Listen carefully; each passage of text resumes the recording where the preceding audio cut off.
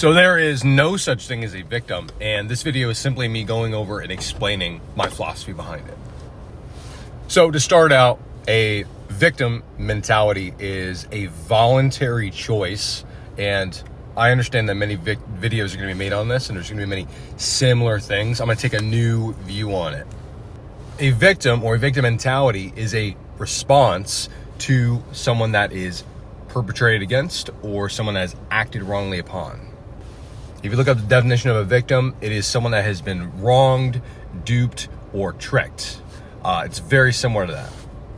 So I'm going to talk about a couple of the things that happen when you take on the mindset and why people even do it, right? Number one, most obvious, you've been trained since childhood, or not even since childhood. It's just a natural human response to not understand that there's another way to combat that feeling and to think about situations.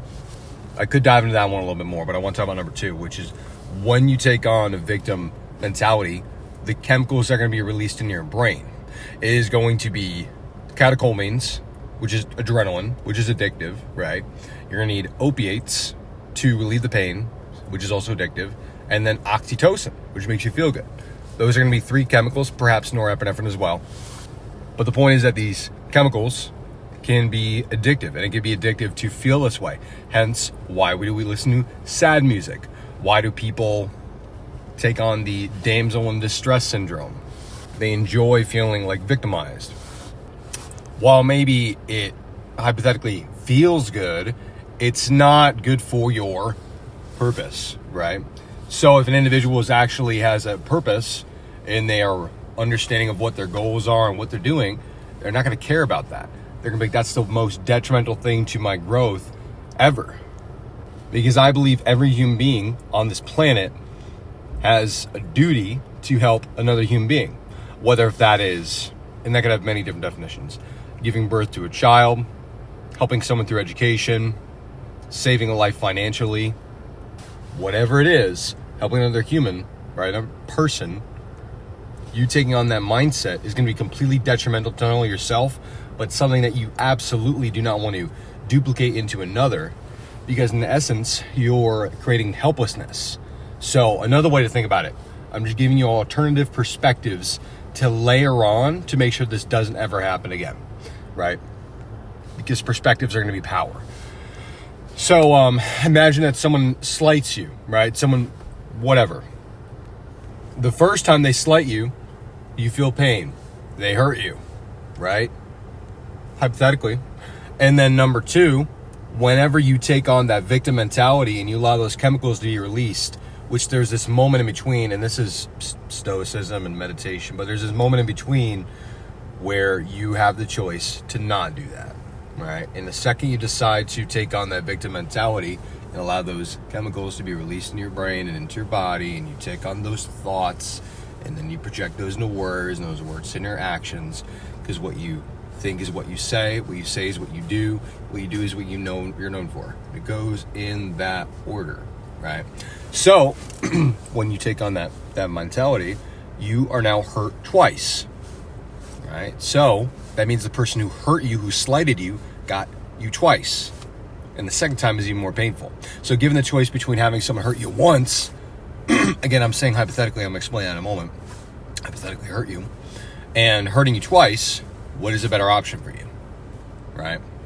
Because, and I'm going to go back to why I said they hypothetically hurt you. Because let's say pain, and this is, again, everybody knows this, I'm just putting a new twist on a common perspective. Imagine two men are given seeds of a tree, right? Seeds of an apple tree. One man looks at the seeds and says, what the fuck is wrong with you? Takes the seeds. I can't eat this. Just give me a fucking apple. Throws them out the window. Gone. Gets pissed. Second man, what does he do? I think you know where I'm going with this. Plants the seeds. Big tree plums up. He's got apples. Yada, yada. Isn't that great? Look at him. He gets to eat the apples. Okay? Okay. Because now you can take that hypothetically painful experience and utilize it as a memory to grow. But when you take on the victim mentality, you can't utilize the memory the same way, right? You can't use it as a source of power, as a source of, oh, this happened to me. And in that moment, I acted like this. which gave me power. And I proved I could stay powerful in a moment of supposed defeat and me getting slighted. No, instead you thought, now your brain knows that, hey, I was a victim in that mode, in that time. And the reason why, going back to the very beginning of the video, I'm saying the word literally does not fucking exist is because two individuals that have an amazing point on verbiage. I don't care what you think about these people. Andrew Tate and Tony Robbins.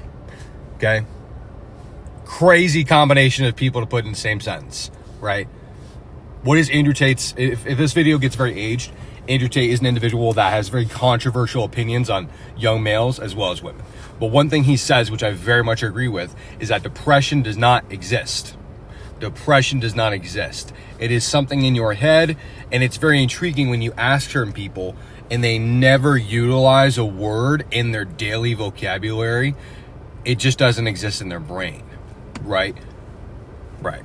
So Tony Robbins talks about this also in depth in all of his interviews, his books. Verbiage is power. The words you use are the words that you feel and the words that you are known for.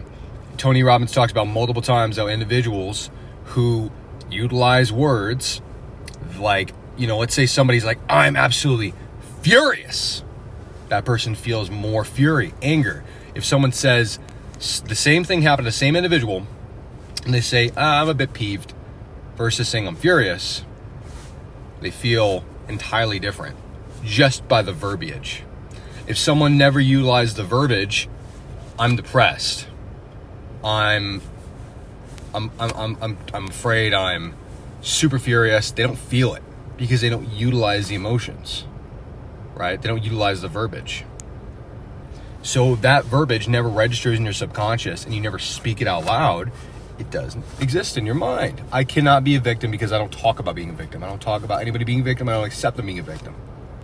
And then what it always is going to tie back into is your purpose. So the best way, if you recognize all this, and this video helps, is, hey man, I'm going back to my purpose of helping other people, becoming a better man, a better human for others, for myself, for my family.